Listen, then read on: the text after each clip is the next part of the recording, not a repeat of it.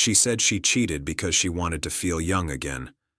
That's what she told me later, through tears, as if youth were something you could borrow by breaking vows.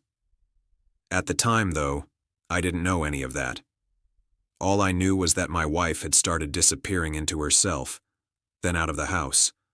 New clothes, new laugh, new music playing in the car.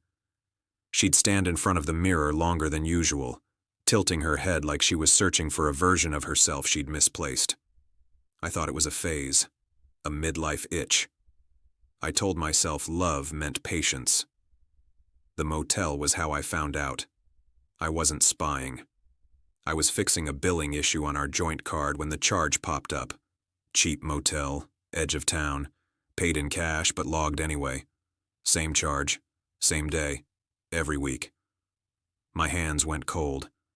I didn't confront her, not because I was afraid, but because something inside me clicked into focus. I needed to see it. All of it. No denials, no gaslighting. So the next week, I followed. The motel sign flickered like it was tired of lying. I watched her park, watched a man get out of another car, younger, carefree, the kind of confidence that hasn't been tested yet. They laughed as they walked in together. I sat in my car long after the door closed behind them, staring at my reflection in the windshield. I looked older than I felt, tired, loyal, invisible. I didn't storm in. I didn't record them. I didn't make a scene. I planned. Over the next 2 weeks, I learned everything I needed.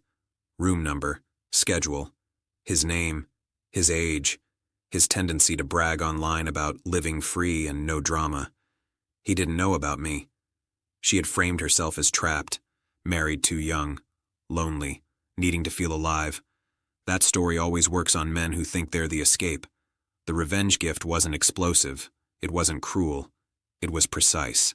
On a morning I knew they'd meet, I arrived early. I spoke calmly to the front desk. I showed ID.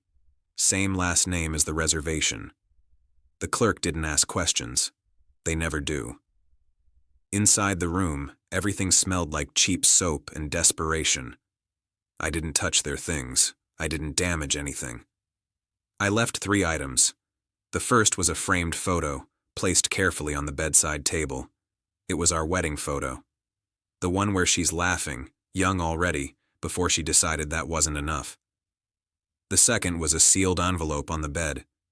Inside were printed screenshots, messages, dates, lies she'd told both of us.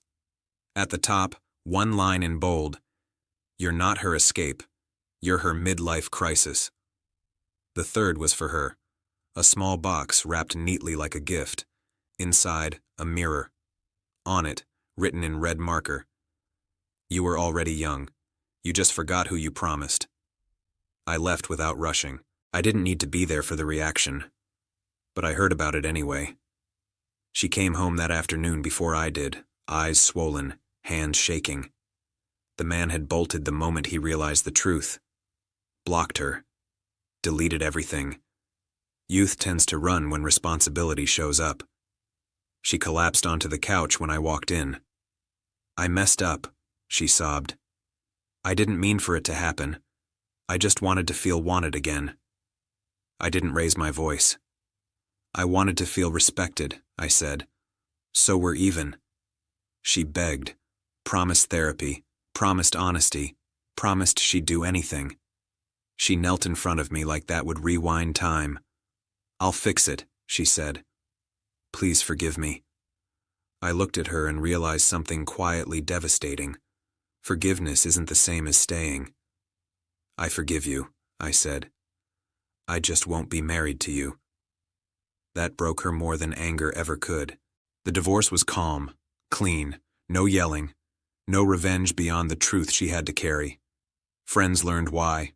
Family understood. The story she'd told herself collapsed under its own weight. Months later, she reached out one last time. "I don't feel young," she wrote. "I feel empty." I didn't reply. Because youth isn't found in motel rooms or borrowed attention. It's found in honesty, in building something instead of running from it. I didn't leave her a revenge gift to hurt her. I left it so she'd finally see herself. And when she begged for forgiveness, I gave it. Just not my life, my future, or my dignity ever again.